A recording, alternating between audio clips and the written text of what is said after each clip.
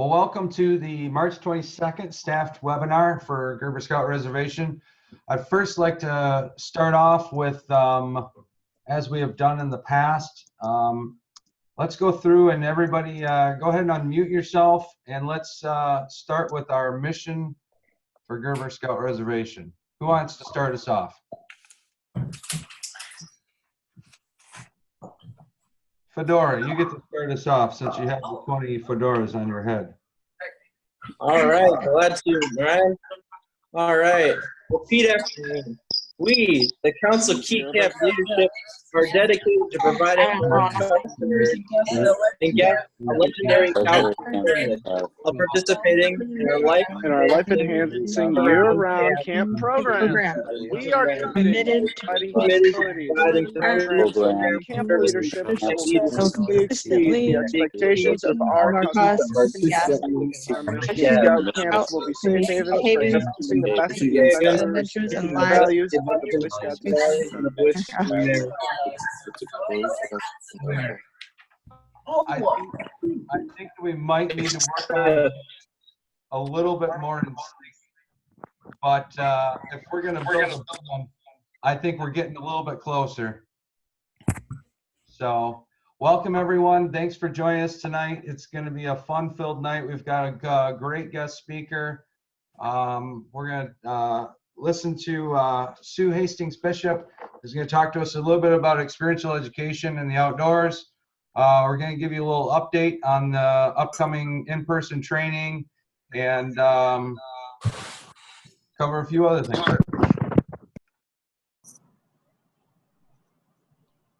Oops. I hit the wrong button.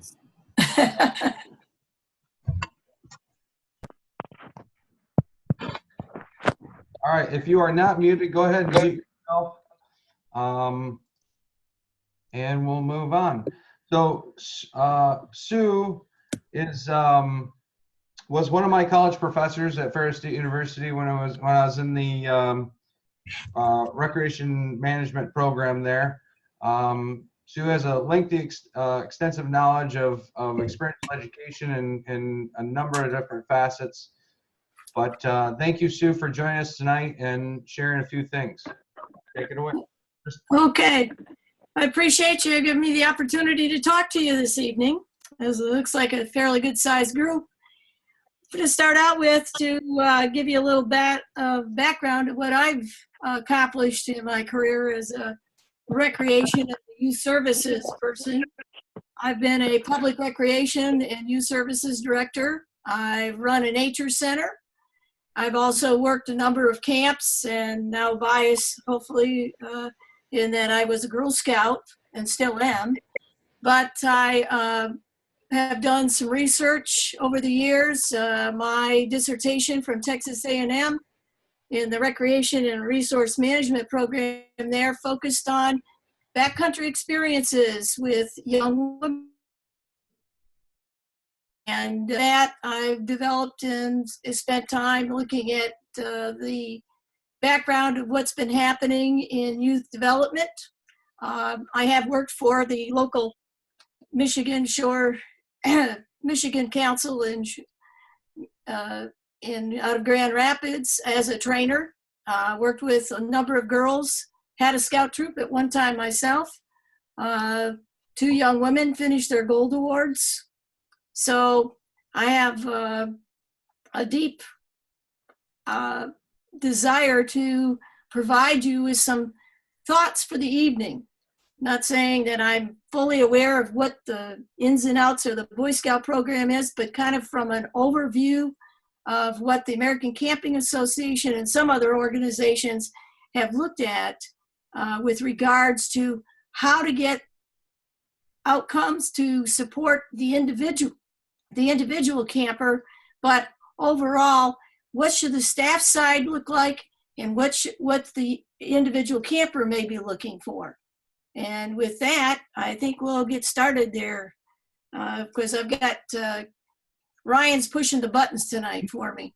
Yeah, yep, absolutely. And just want to let you guys know, if you have a question, utilize the group chat for go in there and say, I have a question, or and then we'll call on you when we can, okay? All right, here we go. So what we're gonna do is look at experiential learning, and to start out with, we have a little video.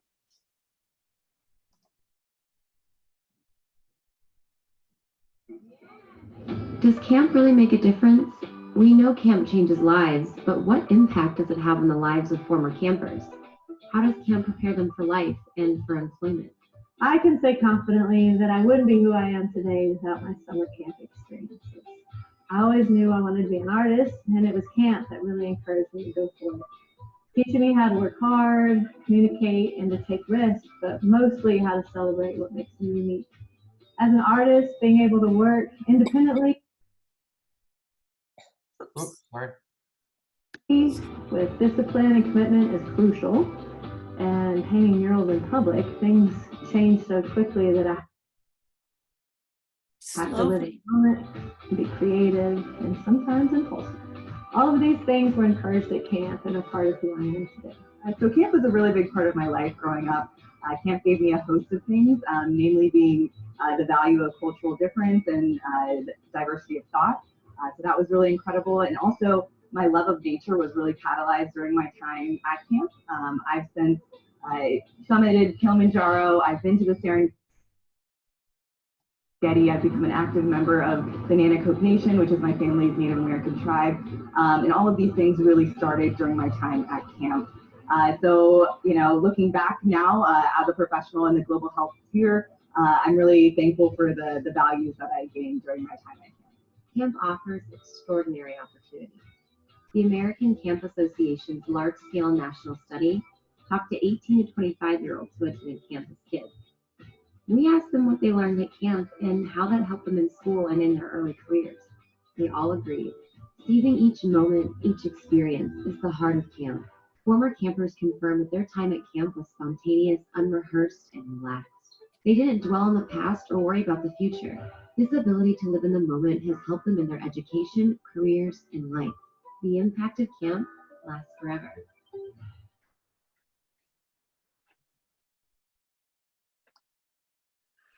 So to start with, as that video indicates, you know, what happens over a lifetime when it comes to camp? And obviously some of you have decided you'd like to be part of the staff this summer.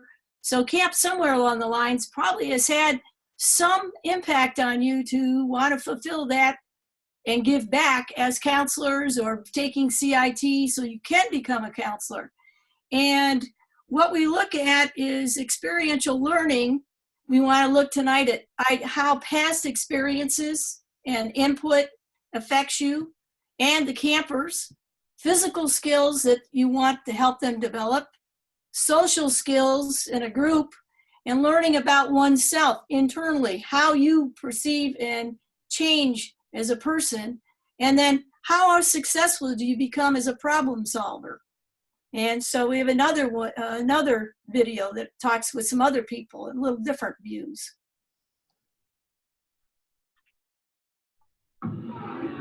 Does camp really make a difference? We know camp changes lives, but what impact does it have on the lives of former campers? How does camp prepare them for life and for employment? I learned a lot of things from camp. It gets me out of my comfort zone and applying a lot of the things I learned at camp to my job today. I do a lot from managing the day-to-day in the office to accounting to bookkeeping. I learned a lot of skills at camp growing up that I can apply to my job today. So I started going to camp when I was about 8 years old, and I went every single summer until I could be a staff member at the same camp. I really struggled with feeling confident in my own skin, and camp really gave me that ability to explore who I wanted to be and to feel comfortable being who I was. Because of my years attending summer camp, I have the confidence to chase my dreams. I knew that I wanted to be a lawyer in high school. My practice is built on principles that I learned and developed being first a camper all the way through being a counselor. You have to be flexible. You have to be understanding. You have to listen to different people's points of view about the same set of facts. And I believe that the heart of my practice are built on principles that I first learned and really developed as a camper. Camp prepares us for life. The American Camp Association's large-scale national study talked to 18 to 25-year-olds who attended camp as kids.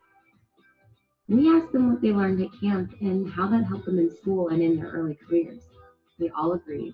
Camp gives children the guidance and freedom to explore activities, make new friends, and learn by doing. Camp encourages effort and perseverance. Inspiring success is fundamental to camp, and former campers attest that camp helped them become self-reliant and confident. Camp is a community that celebrates self-esteem, resilience, and dependability. The impact of camp lasts forever.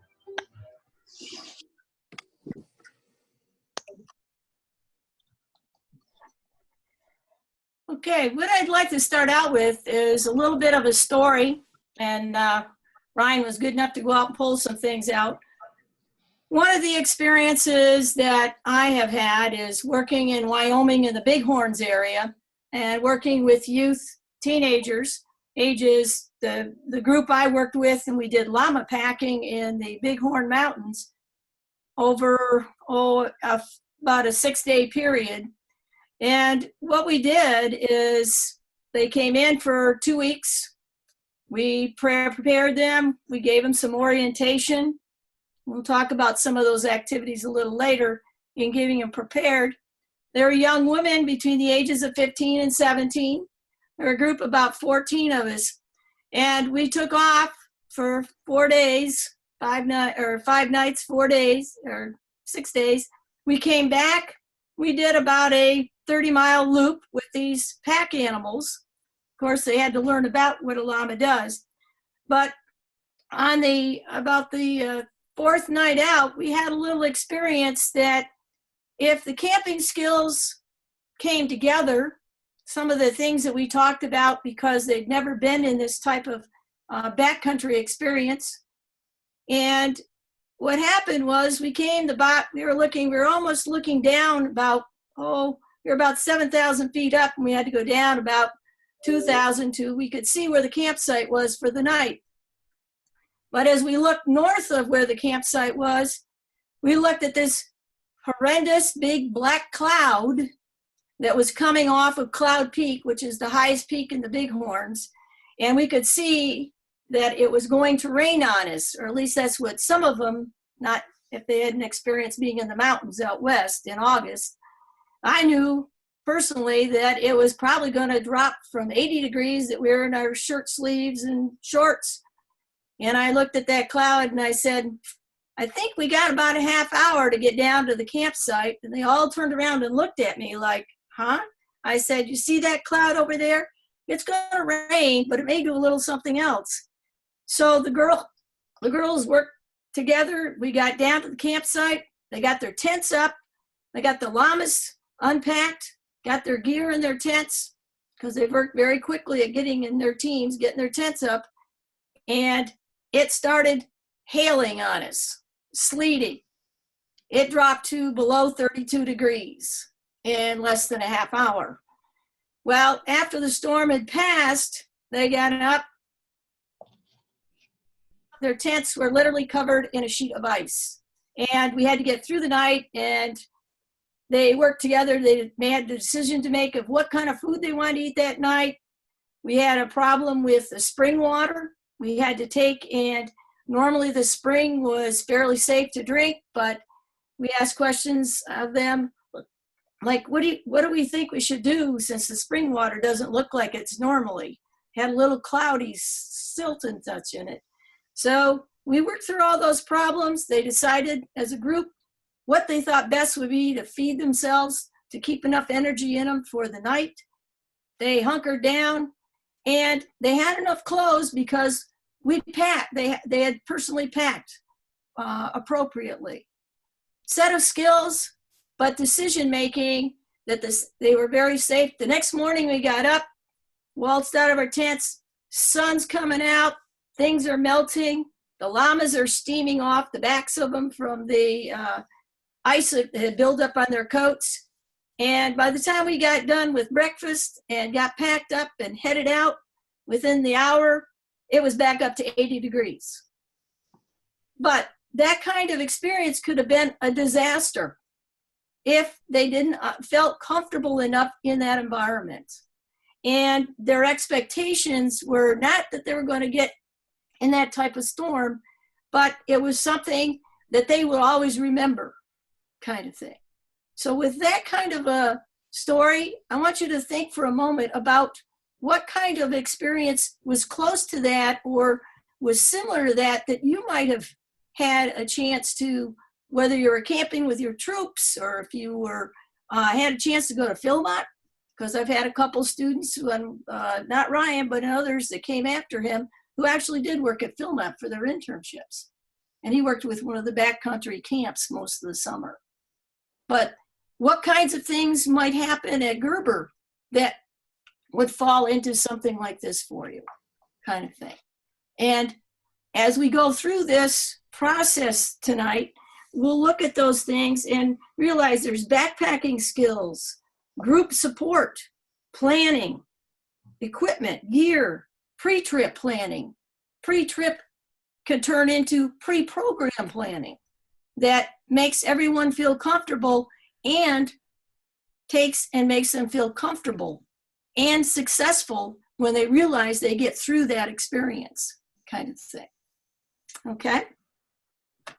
We got some organizations that are also very much involved in this. I've had the some of the research I'm going to present was some of the work that Deb Belansky has done for American Camping Association, some of the people from the University of Utah.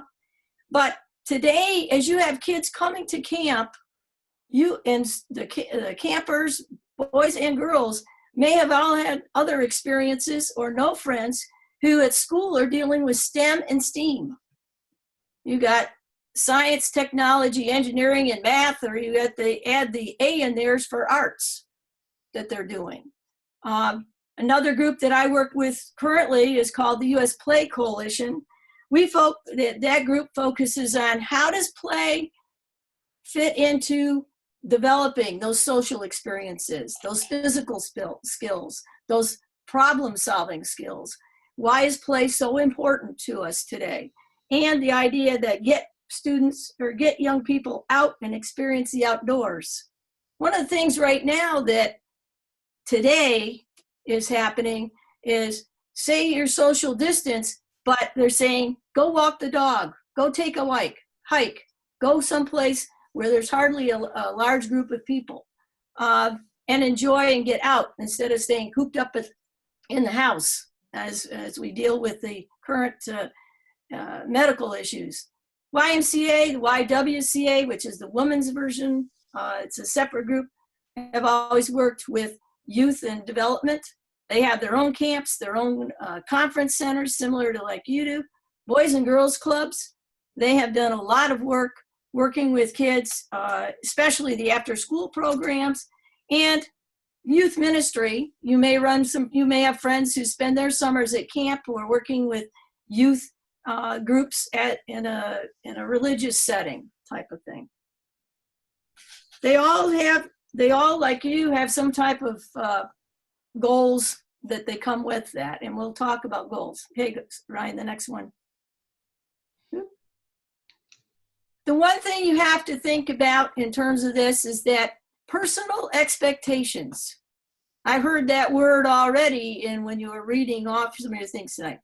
What do you personally expect of yourself, or you think that you will do, or how you will present yourself?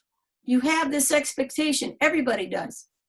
How does past experiences, and this is where this individual, the troop, or the parent has an influence. Think of those young scouts who are coming to camp for the first time. They've never been to camp.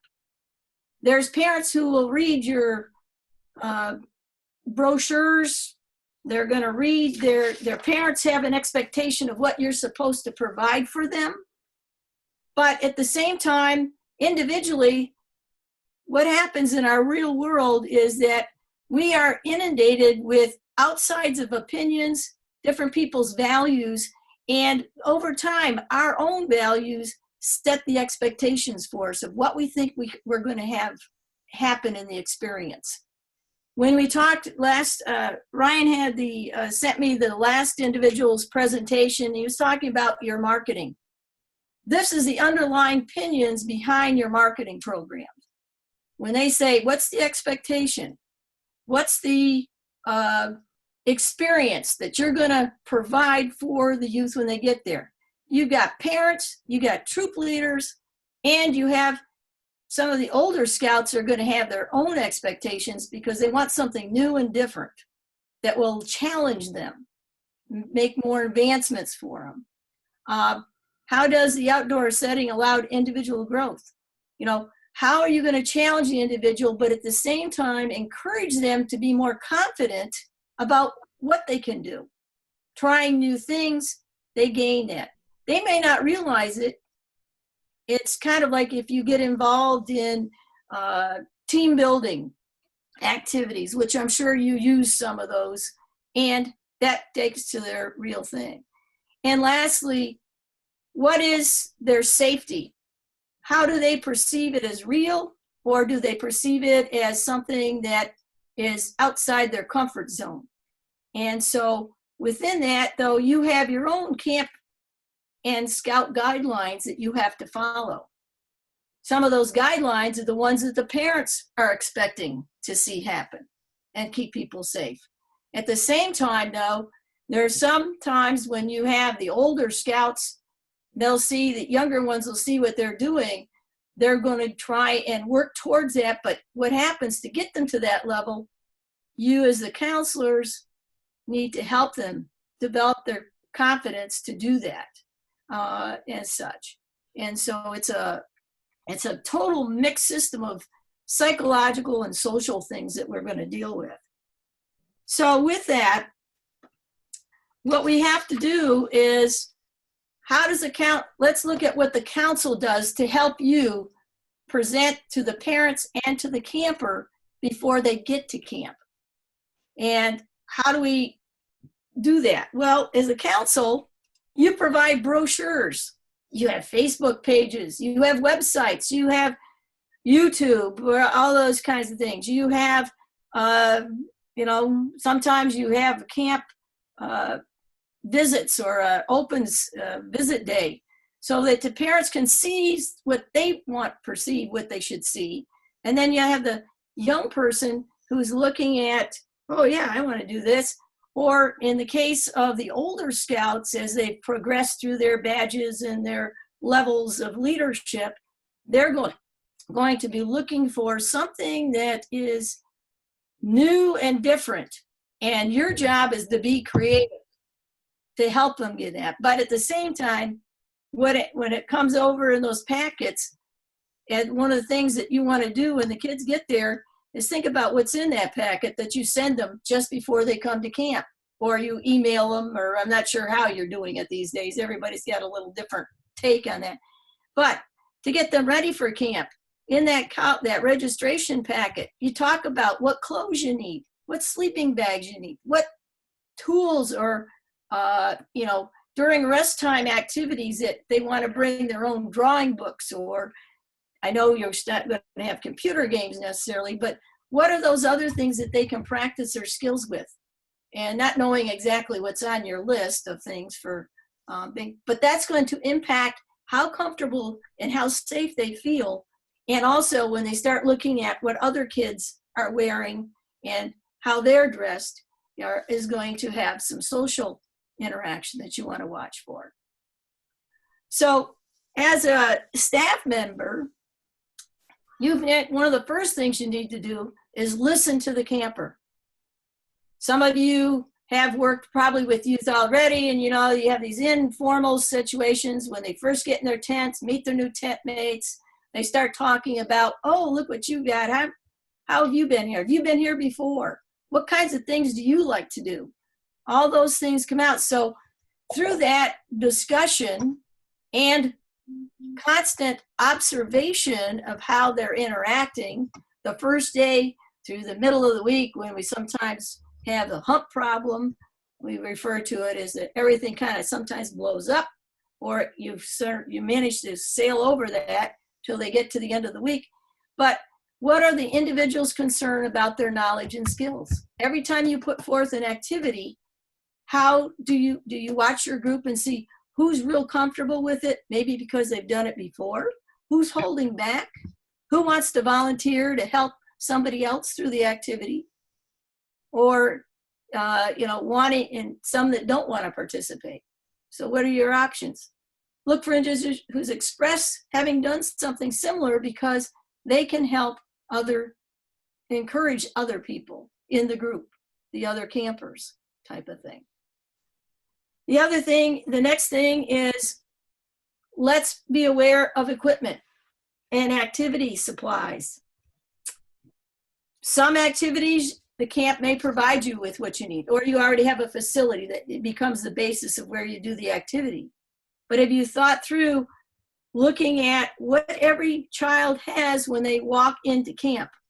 Have they got the clothes to be comfortable, to be safe, and feel adequate and in that outdoor setting?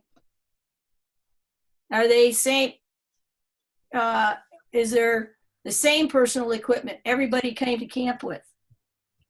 If not, does the program which you want to run, have you got the ability to provide all those pieces of equipment so that everybody does feel like they're equal? And they have the things. If not, if you got some alternative ways to deal with some of those issues as far as the equipment that you need for activity supplies. The next thing is, what are the safety rules when you carry out the programs or activities? But safety concerns by youth. Be aware the camp protocols and rules have rules to help alleviate the youth's concerns.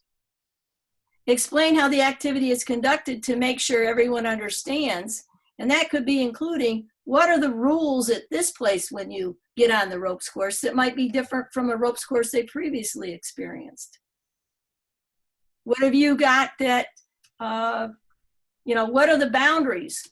Do you have limits as to how far they can stretch their challenge or put themselves at risk? Have you got something in mind right now based on what the protocol is for your activities? You understand those? And can you potentially use the group and the stronger experienced youth to help maintain those boundaries? In other words, you're always some of the things you talk about is developing leadership. Well, here's your chance to do it in a very subtle way. They might not realize it. The older youth probably will, but the younger ones who are just starting out might not realize what's happening. And the other thing next one is, what's the previous experience of that individual? Some parents will have taken, this is one of the things I found out or was part of my research. What's the impact of previous camping experiences, individual family experiences, other youth group experiences that impacts how they react sometimes when you're doing activities? What are they looking for? Outdoor living, what individuals does at home that makes them feel safe? Regular things like hygiene, clothing for staying comfortable outdoor in the rain, cool temperatures, eating outdoors in a dining hall, daily schedules. Well, if you have a cafeteria set up in the dining hall, it's probably similar to what they might have experienced in the school district every day type of thing. But have they cooked outdoors before without their parents sitting there doing the cooking? Have they looked at, it's going to rain. Sorry, folks, you're here for the week. We're going to have to go out and do things in the rain. Are you picking activities that you can do rain or shine, or have you got some alternatives? And one of the other things is participating in camp duty roster activities. Some kids come to camp and you hand them a mop or a broom. They may not know how to use it when they're the younger ones. Some of the older ones, that may not be something, they put the dishes in the dishwasher. They might not have to scrape them and put them up, into the cafeteria. little living skills become really important based on past experiences. And as they learn more, learning to how to take care of themselves, especially when you're dealing with some of the younger kids. I had my dad go and help pick up a couple of youth from a church camp once. They got home and the young fella, one of the young boys, he was probably about 10, his mother opened up his suitcase and found out he had only worn one set of clothes all week. And she was a little upset, but check on those things. Some kids may not be used to going into those big bathhouses and taking a shower. They may feel a little uncomfortable with it. And these are real things that ultimately are going to impact those other things that you try to do with them to get them motivated to get out and go and do things. And so think about that. Duty rosters, I've experienced of, sometimes your job is to do flag ceremony. Maybe you have to help get the campfire for that night ready. Your group is responsible to collect the wood, get the fire built so it's ready to go. Are there any traditions that maybe during the week that are part of those camp duty rosters? So you make that part of your activities. Okay. And the last one is that idea of expectations. Having that conversation with individuals and groups about what they think they will do during their stay at camp. They will. Keep in mind the conversations with the parents before and troop leaders who come, because you have some groups that come as a troop. What's the expectations of the troop? How do you're providing them what they can do, I think. Who are they? If they came with a friend who's been there before and this is their first time, how does that person influence them in what they select to do, type of thing. Individuals who are multiple returners, they've come every summer, they're getting ready up there. Those CITs are a good example. What is it as a CIT you want to do, and how do you want to prepare yourself to be a counselor, if that's one of your goals? If you want to be, I was a CIT back in the day, but I ended up, my specialty was working waterfront, being the canoe instructor, sailing, all those other fun things that you do on the waterfront. That was my specialty. I had to get those certifications, those kinds of things. So what is there going to be in your program? And again, when you go to prepare how to get the camp ready, how many of you have gone and helped set up the tents on those tent platforms or cleaned the cabins in the spring? Do you have a program where some of the campers can come, and I'm sure you do, so you keep the camp busy? Some of these weekends is have a troop weekend, so the troops might come and spend it, and they do the outdoor cooking and all those other things so that they have that experience before they come to camp the first time. That's what you want and where we want to be. And the key is to get each camper, if you want the first night, have them write down 2 or 3 things they want to do this week at camp. What you want to do this week, or what part of camp do you want to spend most of your time in? Or what event have you heard about that you want to be part of? So those are just ways of meeting those expectations. So keep the conversations, and if you have some kind of a open house that during the springs, I know this year it's going to be a little difficult, but if you have open houses that allow the parents to come and check things out with the kids, you'll run them around and you'll watch some of those parents and see what they're pushing. What are they pushing their kids they think they ought to be? This will be really great. This will be really good fun for you. But look at the child and see, when you see them, if they come again to camp, got to keep in mind somewhere the parents are pushing certain activities. And that may not be what they really, really want to do. Or maybe they are really excited about that and such.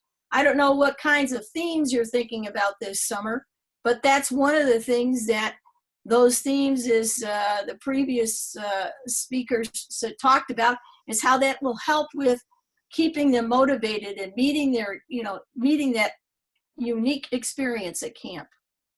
So you can do that. This is a way of looking at that older camper. And it's also those of you that are working with them and the CITs, find out where their strengths are, what they really want to accomplish. And this is a good time also to find out what kind of hidden skills they have that they don't always appear at camp, but might be. You got somebody that's really good at arts, not the traditional arts and crafts and things you can take home possibly, but they're really artists in terms of they have music skills, they have painting skills, they have ability to produce some unique posters or do a mural or do something with campers that's going to be a little more unique kind of thing. And that's what those older campers are going to be useful in terms of where they're looking at. It's also a way of looking at how they want to approach their Eagle Scout projects. What kinds of things are really neat that they're really interested in, kind of thing. Hey, So Sue. those are kind of getting, kind of an understatement of where you want to go. And those are some key words to keep it in mind about what it's your job to do as a staff person and where you want to be. So, Hey, Sue, we had a couple people that had a question or two. If you want sure. to go ahead. Garrett, you had a question? He got his mic on. You mean me? Garrett, did you have a question? No, I did not. Okay, I'm sorry. Fedora, did you have a question? I did not. I just love that you worked.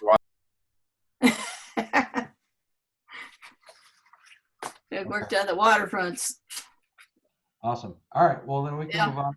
Thank you. I had the opportunity. I worked on the lakes and some of the other things, but I also grew up on the St. Lawrence River, and where you coasted, and the canoe was a much deeper canoe than you'll find on whitewater in the wind.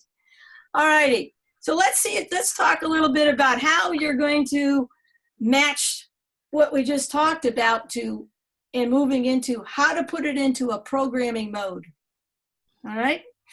Now, first of all, I'm not going to sit here and try to match up things that may be the overall goals and outcomes of what you're going to try and facilitate this summer.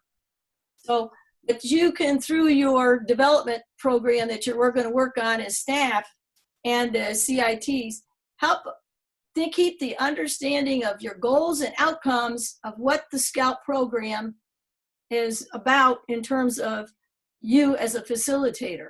What do you know and understand? What are your roles as laid out for you in your job descriptions, those kinds of things? And who's going to, there's some of that are going to be specific for Gerber and also for the Cub Scout programs on the other side of the lake. So first of all, pay attention to that. That looks like you've got a pretty good manual that you're all going to use to help you along with that planning.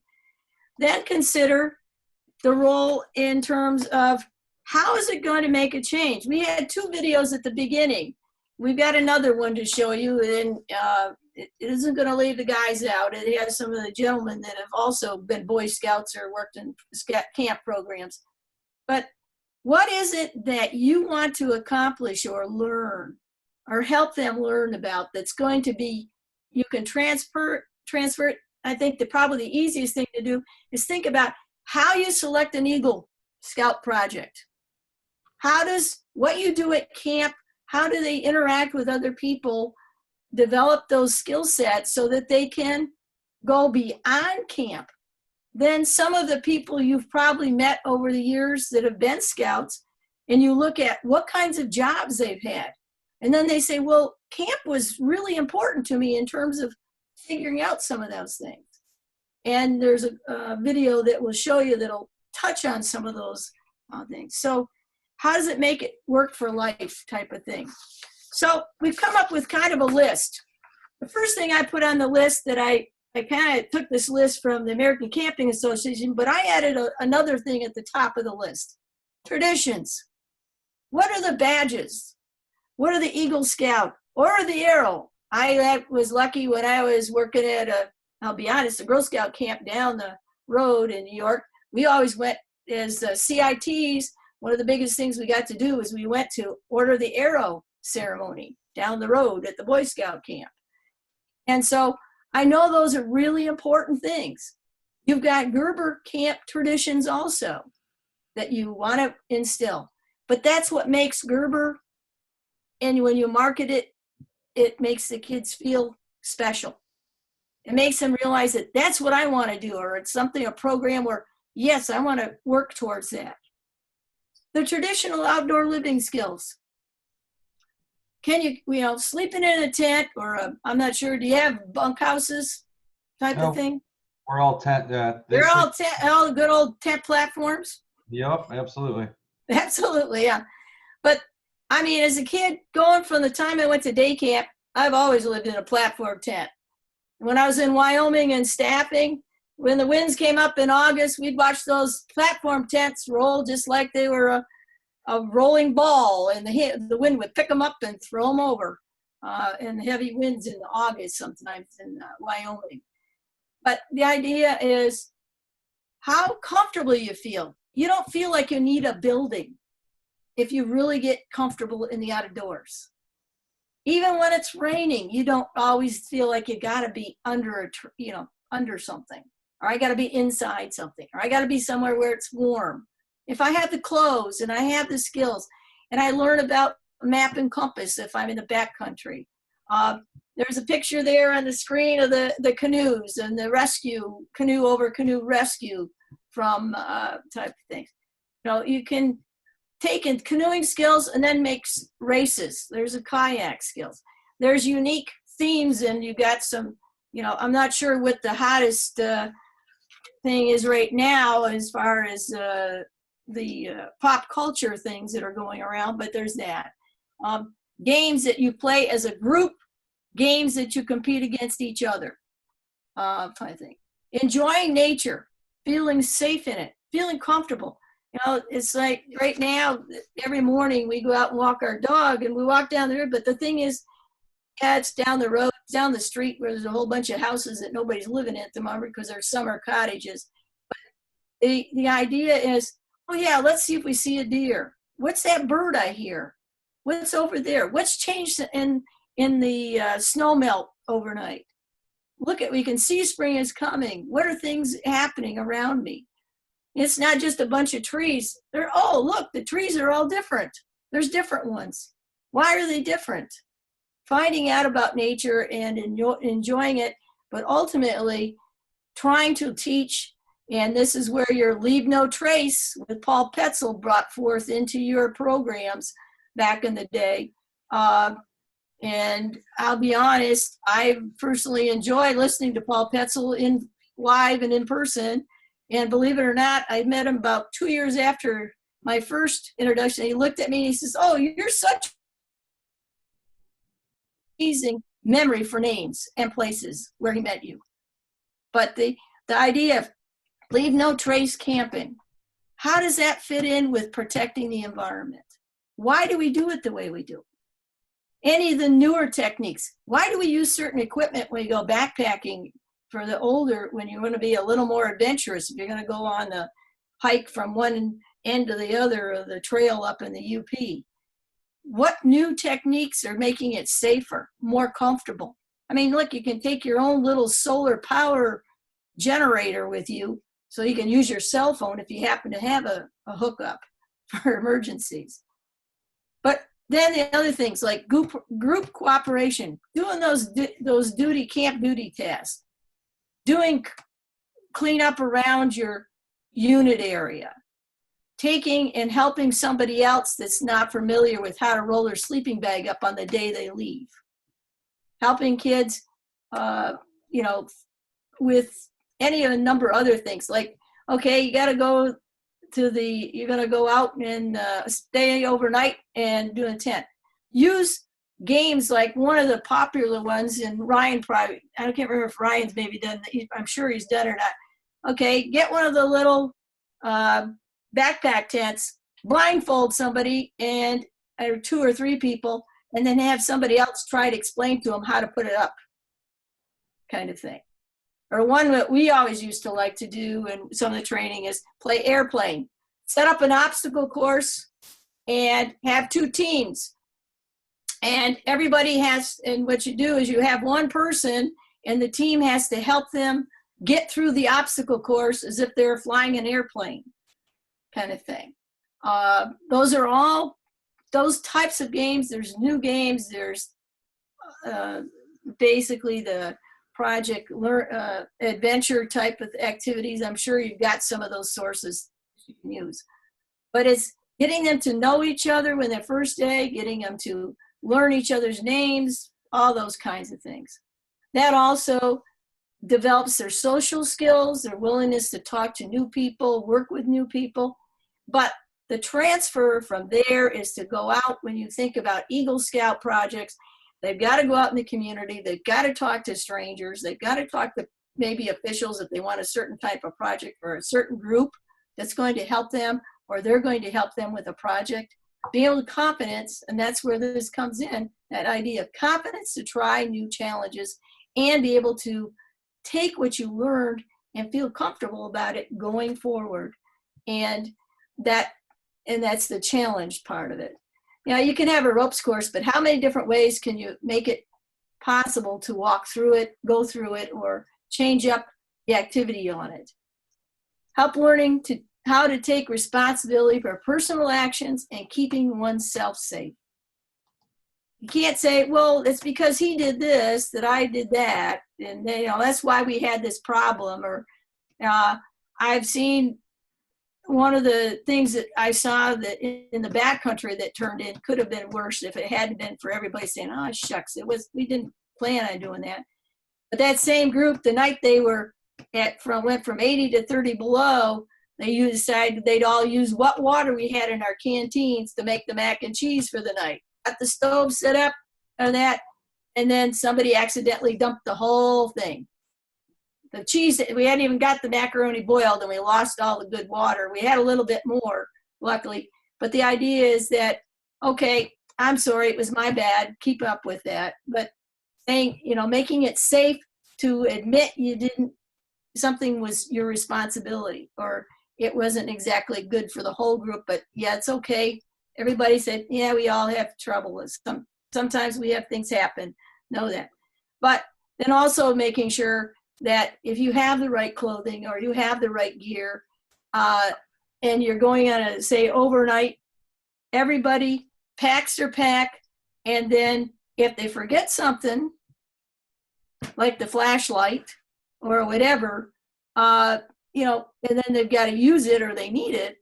These days, a lot of people bring headlamps, but personal items that, yes, somebody might be able to share with you, but how do you know, next time they won't forget it. That's the key when you do certain things, type of thing. And lastly, empathy for others. It is very important to help them realize they are friends with everybody, or everybody doesn't, you know, maybe they won't be their best friend, but when somebody is down and out, they go and help them. They give them some sympathy. They help them, you know, they may come over and put their arm around their shoulder and say, you know, that's okay, let's try it again. Or let me help you out with that kind of thing, if it's a project.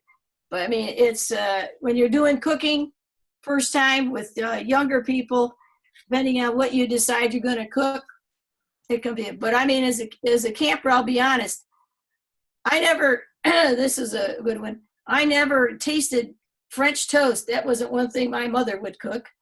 But the first overnight I ever had at day camp, because we used to have one once a week, we made buddy burners. We took number 10 tin cans, and we took big tuna fish cans, and we used paraffin and cardboard to make the burner, and we used the can, cut it out with a little door in it and some ventilation at the top, and we cooked the French toast on top of it.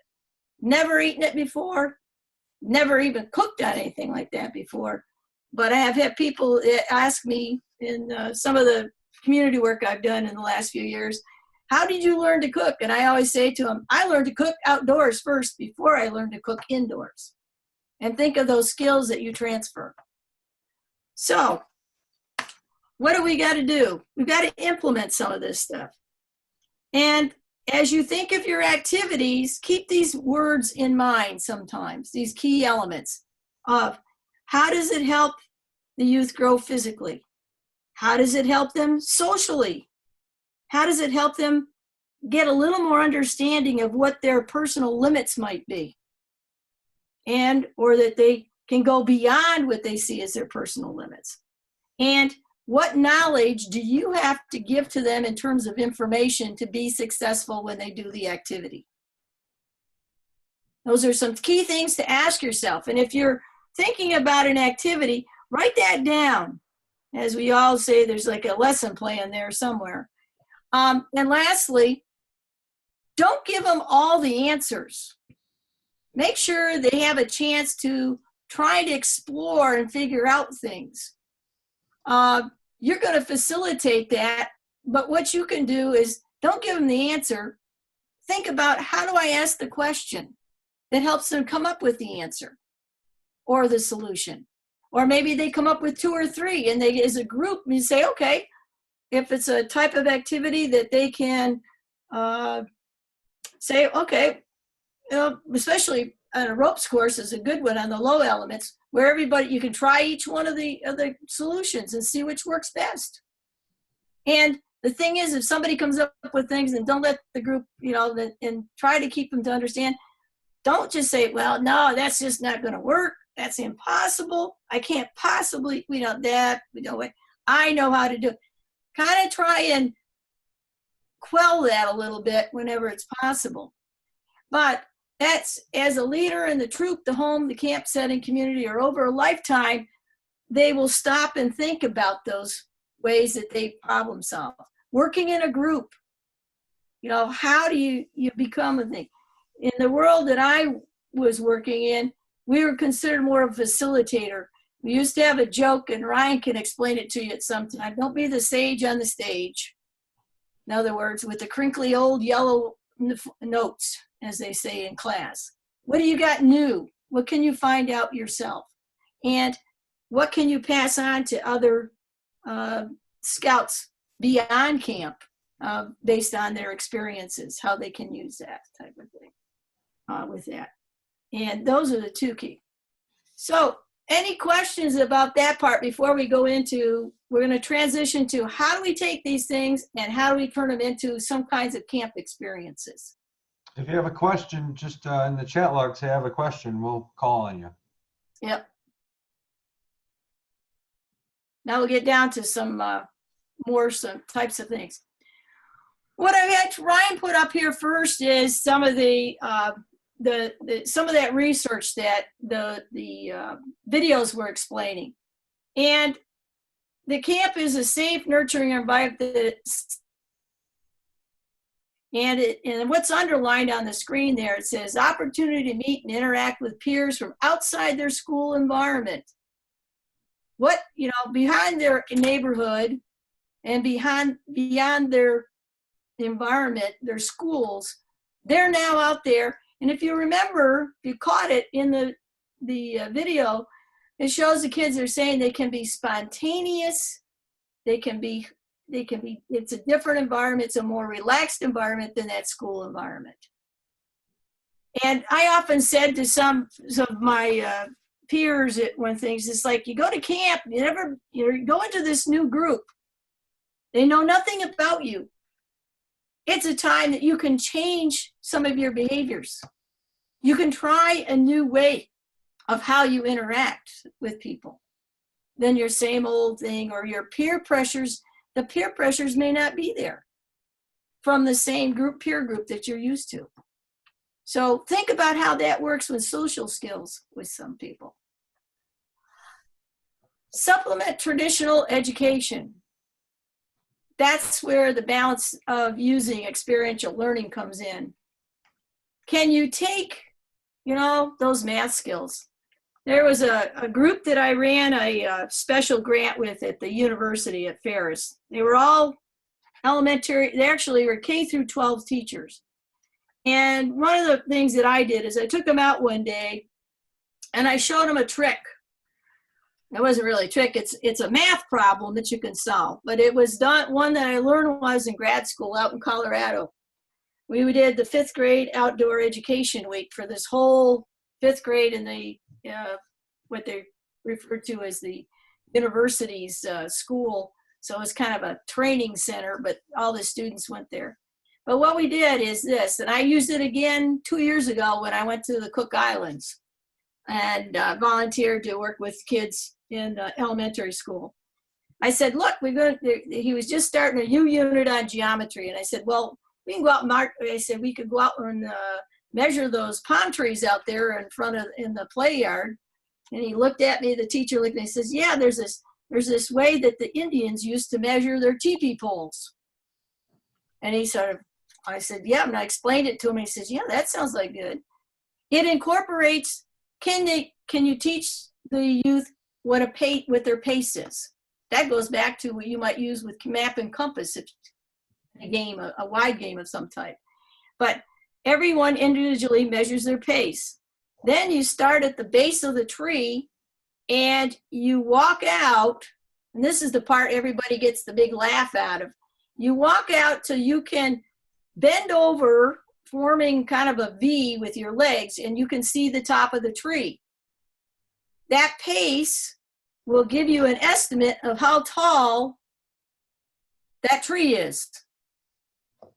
It's basically a triangle that you're measuring with, kind of thing. And those are math whizzes. I'm not an expert in geometry, but it works every time, and by estimating, so you could pick a pole pine tree, or in this case, we didn't have enough palm trees, so they were using the netball poles, and I knew exactly how much they were, how tall a netball pole is. It's a game in the UK, the Commonwealth plays. It's a form of basketball that there's no backboard. But you can measure exactly down to about within 2 or 3 inches how tall that tree is. Get a meter stick, have everybody measure that, and measure their pace, then start at the base of the tree, walk out, and periodically stop, bend over, look between your legs, and see if you can see the top of the tree. It's really cool. And this is a 5th grade teacher that did this with kids, and we were up in the Rocky Mountain Estes Park area when they were doing it, and there was big, huge snowflakes coming down. And it was their math lesson for the day type of thing. So that's a kind of thing. So look at those things that are learning opportunities. And again, we want to balance it. That's a math problem. But physically, you're supplementing. You teach them how to cook. That's a living skill. And get a little more kind of experiment with things. Now there's one-pot meals, there's things, do it on a wood fire, learn to cook something on a camp stove that you might use backpacking. Think about meals that you can use with that and how that works. All the way up through the age groups, as you progress towards what kind of camping you're gonna do, you can change that up. How do you plan meals and don't carry, you don't carry a gallon of water. What do we have now that we use? Teach them how to use a pump system, filter system. Emotionally and socially, again, what does it feel like when you're successful and you finish that 25-yard crawl stroke within so many minutes? Or you've met the destination and you've passed your certificate, swimming level certificate for your age group, kind of thing, in terms of skills. And socially, did you go home with new friends, a new pen pal, somebody that you never knew that was from your hometown, or you got to know somebody more intimately than you did in the troop, just at troop meetings? Those are all kinds of ways that you actually expand their understanding. And also with badges, it pushes them forward with those things they need to do if they're looking at their Eagle Scout, do some planning type of things. Promote self-confidence and future academic growth. That sounds like a real winner, doesn't it? But actually, it's really there. How many of you are now thinking about what career you want to be, or already are at the university? Although right now I know some of you are probably online doing classwork. But the thing is that what gives you the self-confidence to take and go on a 3-night backpack trip or a 2-week backpack, or think about planning and going to Philmont and spending a couple weeks there, much less planning that whole process to get from where you are in Michigan all the way across to New Mexico. You know, what's going to take to get there? How do you plan it? How do you raise money for it? But what academic skills? There's one young lady, she was talking about how she helped her organize her office and do things. You as a camp counselor have to learn to organize your paperwork and turn things in on time if you want stuff. So it's all going to help you if you can, you know, time management's a biggie kind of thing. And leadership and being independent. Our goal with youth development is to help young people go from being supervised by their parents to helping the parents let them go, but also help them realize that, yes, I can do that. It's okay if I go do that. Or encourages them to look at things and say, look, I really want to do this project, or I want to do this badge, or this is how I want to do my Eagle Scout project. And that kind of goes with that. But you have a set of values, you know, between your promise and the laws, that if you sit with those helps you make decisions. What do I do? Is it my experience at camp that I learned how it's okay to walk away from some things? It's okay to sit down and ask difficult questions of someone. Those are what you want to do. And the last two are probably the ones that they're easiest ones to look at, is learning about the natural world. Chance to get unplugged is the way one of the questions, like, yeah, I'm sure you got some rules about cell phones and tablets and video games and all those kinds of things. But what are you going to do to help them to learn to relax? Learn to go out and sit for 10 minutes. Don't talk. Sit behind a tree. Sit away from everybody. Take and listen and come back and be able to tell everybody what you heard, what you felt, kinds of things. Relax. You know, yoga is getting to be really popular with kids. I hate to tell you that, but it is. And in the camp setting, they're using it now. Instead of being sent to detention, you get sent to yoga class to learn to meditate and relax, so that and to think about what you're doing as a person socially and how you're acting out in class. What good is that doing you? Help them, reduces the stress. Kids are coming to camp.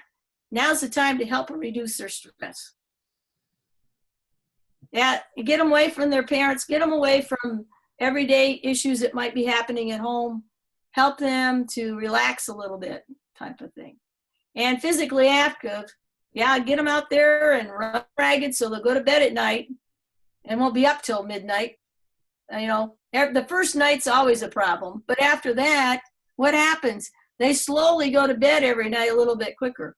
But also, what activities do you do at night that will help them with that? Yeah, I think. And there's variations on yoga that you can do. It's not too much of a problem.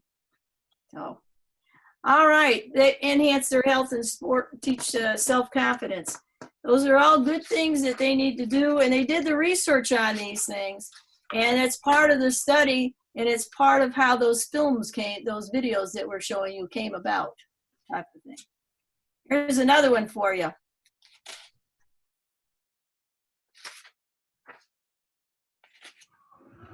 Does camp really make a difference? We know camp changes lives, but what impact does it have on the lives of former campers? How does camp prepare them for life and for employment? Being a chef in a restaurant requires a lot of teamwork and a lot of relationships. We all succeed together, we all win together, we all fail together. It's a lot like when I went to camp. You first get there, you meet kids that you don't know. You have to work together, grow together, and learn together. So not everyone would see a link between camp and what I do for a living. My business is a people business, working with relationships every single day, building those strong relationships with my clients to help them reach their dream of purchasing a home. And camp helped me get to where I am today by allowing me to see, how to create relationships, strive for things higher, and make the best of myself. So the work that we do here is fast-paced, it's creative, it's constantly changing, which reminds me a lot of camp. And a lot of what I learned at camp, like responsibility to a group, to a team, to other people, to my customers here, those are things that I picked up when I was in summer camp, and they were invaluable for me then, and I think had a really big impact on me here and now. Camp changes lives in so many ways. The American Camp Association's large-scale national study talked to 18 to 25-year-olds who attended camp as kids. We asked them what they learned at camp and how that helped them in school and in their early careers. They all agreed. At camp, they learned how to meet new people, work together, and carry on important and sometimes difficult conversations. They learned to make valuable connections with others. Former campers attest to the importance of these relationship skills in their success in higher education, the workplace, and life. The impact of camp lasts forever.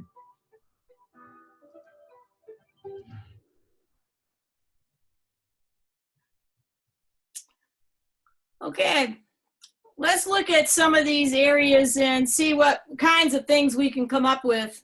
That these are very broad areas, but the thing is, they kind of fall within some of the daily things you do at camp. You've got the safe and nurturing environment that enhances the social skills. You can't make the canoe go very straight when one of you paddles one direction and one the other, type of thing. But then also, I don't know if you have double kayaks is almost the same thing. If you don't get the sailing, who's pulling on the ropes and who's pushing the rudder type of thing? What's going on there? Tent camping. How about tent mates? How about learning to live with somebody when you've had your own big room at home, and you have all sorts of storage area to put your personal items? What's going to happen there? Especially when your tents have gotten anywhere from, depending on some tents are 4 people and some tents might only be 2. I'm not sure what the health code guidelines are like these days. But anyways, waiters in the dining hall, manners at the table. Some kids don't know how to hold their utensils very well. Some of them don't know how to eat certain kinds of foods. They aren't used to, they've never eaten them before, kinds of things. Some of the younger kids their parents may not have taught them how to use a fork and knife to cut things. It's an interesting thing because you have to look at what kind of backgrounds they come from and what they know or think. Cooking a meal. Does anybody know, if you're working together to put together, say, a dessert that you're going to cook in a Dutch oven, measuring things out, getting the math in there right so it tastes right, making the ingredients look good when it comes out of the pot, kind of thing. And there's always that you factor looking at those things. Supplement traditional education. All those things we've talked about, but some of the more ones that are like your physical skills. What is going to take and become your hobbies? What are going to become your leisure activities? What some of those same activities might become your job type of thing. And more importantly right now is understand the natural environment, stewardship of it, conservation types of thing. What kinds of activities you can use? Project Wild, Project Adventure, Leopold stuff. There's science books out there. There's tons of outdoor things, team building stuff. And there's a lot of activities that if you go to some of these education sites, that they're putting up there right now, in fact, because everybody's sitting at home in front of the computer trying to be getting their schoolwork done. There's some websites that are being developed right now. And always learning something new, as they say, education-wise. I'm gonna go to the next one, Ryan. Self-confidence and future. Reinforcement from your peers as well as from those adults that are facilitating you. Real key. So also being successful at acquiring skills. The idea of the kid that comes to camp for the first time has never slept in a tent, has never mom packed or dad packed their suitcase for them or their bag or their trunk or whatever they came with. Help them figure out what's in there, that because they probably, some of them may never have known what their parents put it in there for them. So helping or have a friend go through things, or as they watch other people do things, they'll become more confident. Independent living skills, cooking, hygiene. Maybe they got to wash their own clothes because something happens, they run a little short or get a little wet. How to take care of your wet stuff. Personal care of self and decision making. You know, how much toothpaste did I use, or did I lose my toothpaste? Now what do I do? In nature world, this is your big opening right here. You're in the natural environment. It is a very controlled environment when it comes to outdoors compared to other things. But for some, it is one that you personally, as staff, feel very comfortable with. You don't care if the buildings are fairly rustic. That's part of camp. That's what you go there for, because you get rid of those other things. But how does one take care of the environment as an individual? Teaching leave no trace. Teaching them how to properly dispose of trash, the garbage. Make them aware of why there are certain things around camp that you don't do certain activities in certain places. How to protect the waterfront from pollution. Why is it built that way? Go back and look at the health requirements of the camp and think about all the things that are legally required and all the things that are ones that the Boy Scouts put in place to protect the camp and the way it looks.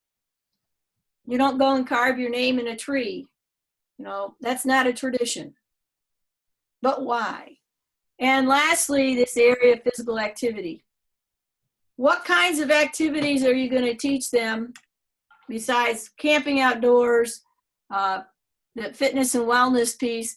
You know, why canoeing? Why swimming? Why is swimming so important? Swimming is also learning to be safe in the water, feeling comfortable in the water, open water versus a swimming pool. Stop and think of how many of your friends have only swum in a swimming pool, never in open water. And yet they want to go out and on their skidoo, their sea-doos and their runner jet skis and things like that. And they want to go water skiing, or they think they might want to go water skiing, or they go out in a boat. And if they fall out of the boat, do they feel comfortable? Do they know how to swim? Do they know why they should wear a life jacket? What is those lifelong activities that help you with your fitness and your wellness, going into the woods or taking a walk in the woods? There's a research study at the University of Minnesota, the psychology people. There was a park near where the offices were, they came for their appointments. They took these adults and they'd send them out and tell them to go walk in the park for a half hour. Then they came back and they found out their brain scans were much better and showed the reduction in their anxiety. Lastly, this last video here, take a look at this one. Game's about creating healthy lifestyles. And sometimes that's the connection with nature. It's about getting your hands dirty, about learning about science and problem-solving skills in our natural environment. It's a great way to start the relationship that children should have all throughout their life with their natural surroundings.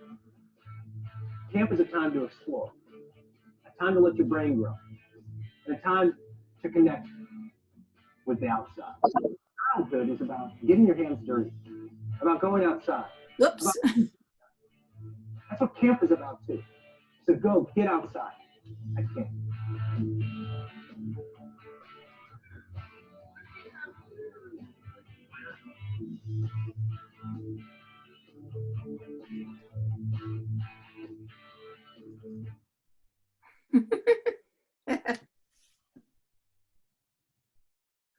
That's what happens when the too many people are watching Netflix tonight.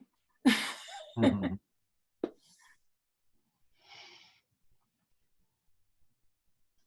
All right, so does anybody have any questions for Sue?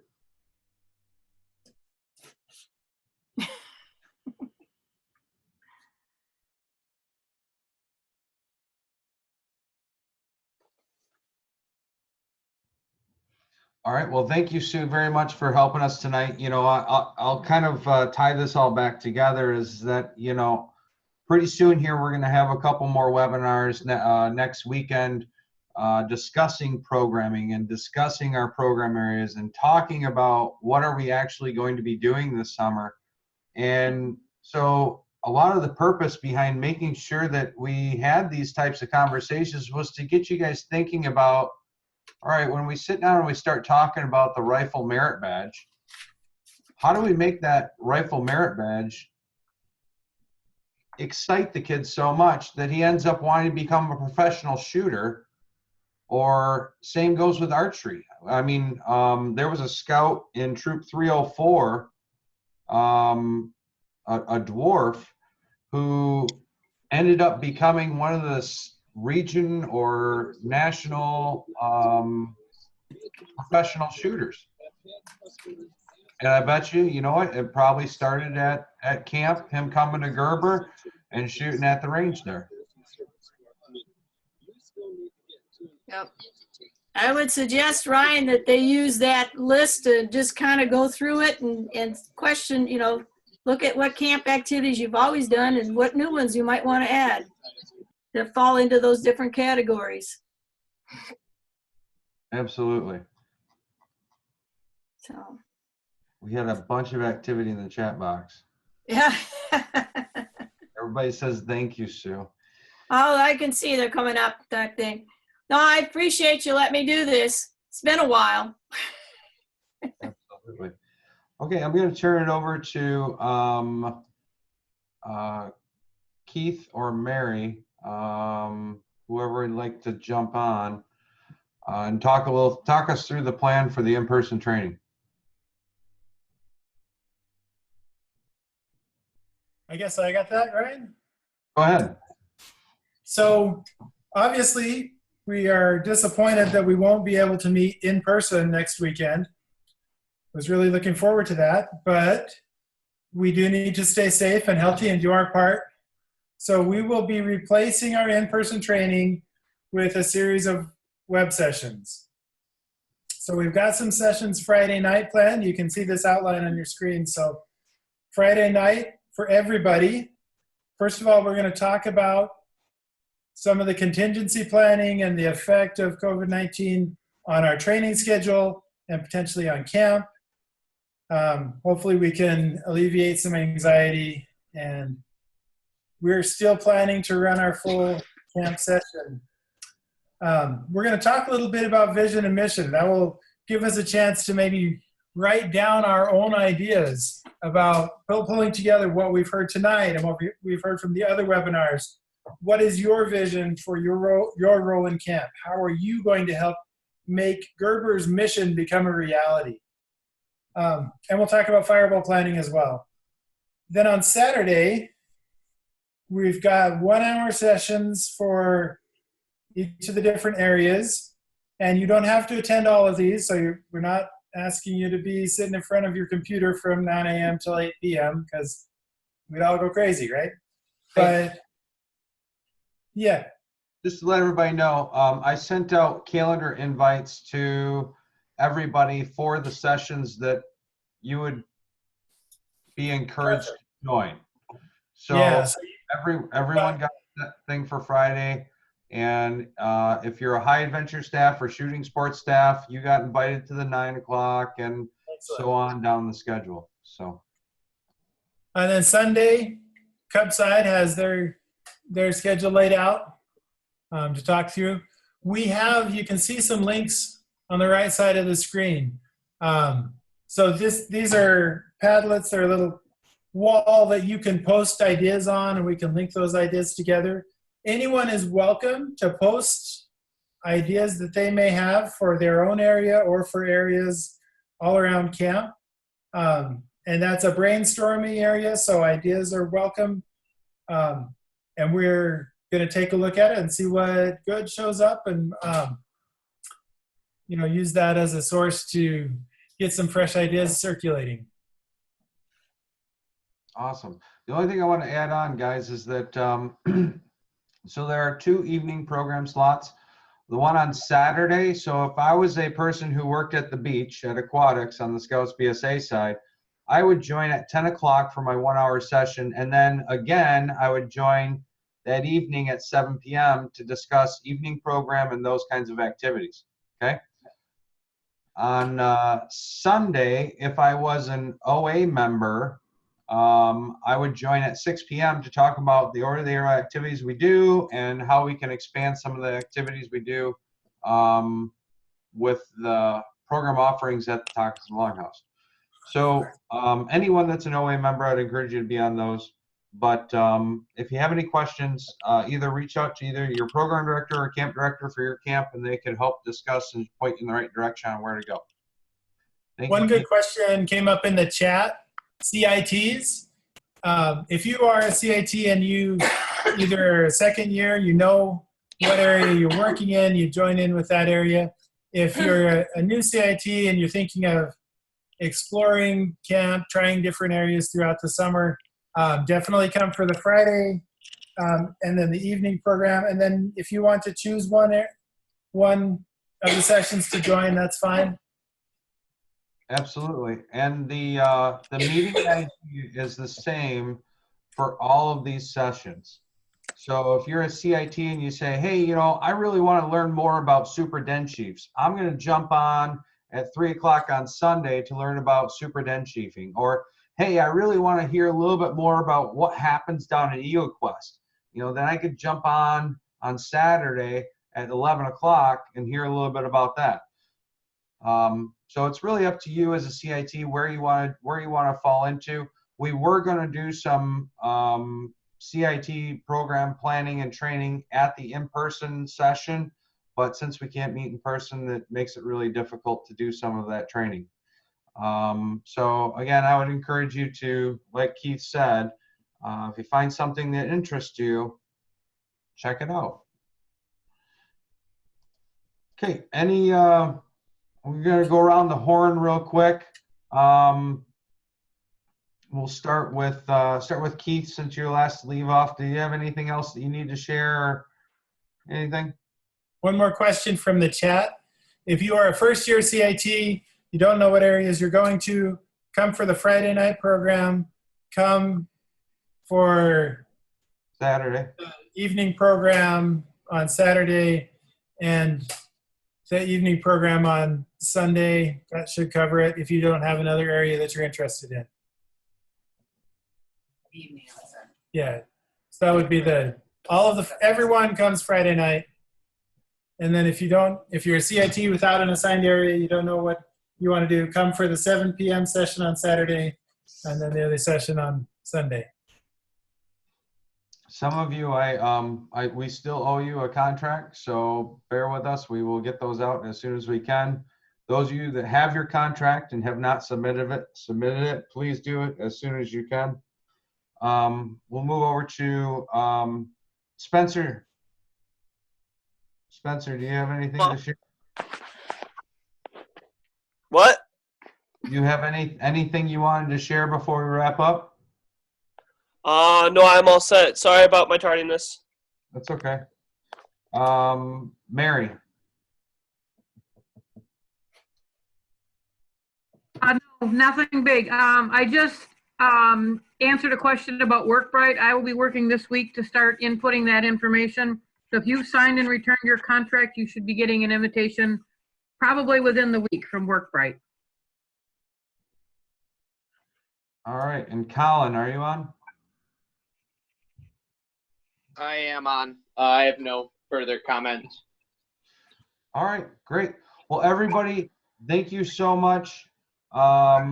If you have specific questions, let's try and cover them during the session next weekend, or email your camp director, either Colin or Mary. The common lesson, that's a great question, but let's go talk to my camp director. Always remember that. All right, thanks everybody for joining us tonight. That concludes our March Gerber Scout Reservation training. We'll see everybody next Friday, 7 o'clock, same bat channel. Thank you, everybody. Talk soon. Thank you, Ryan.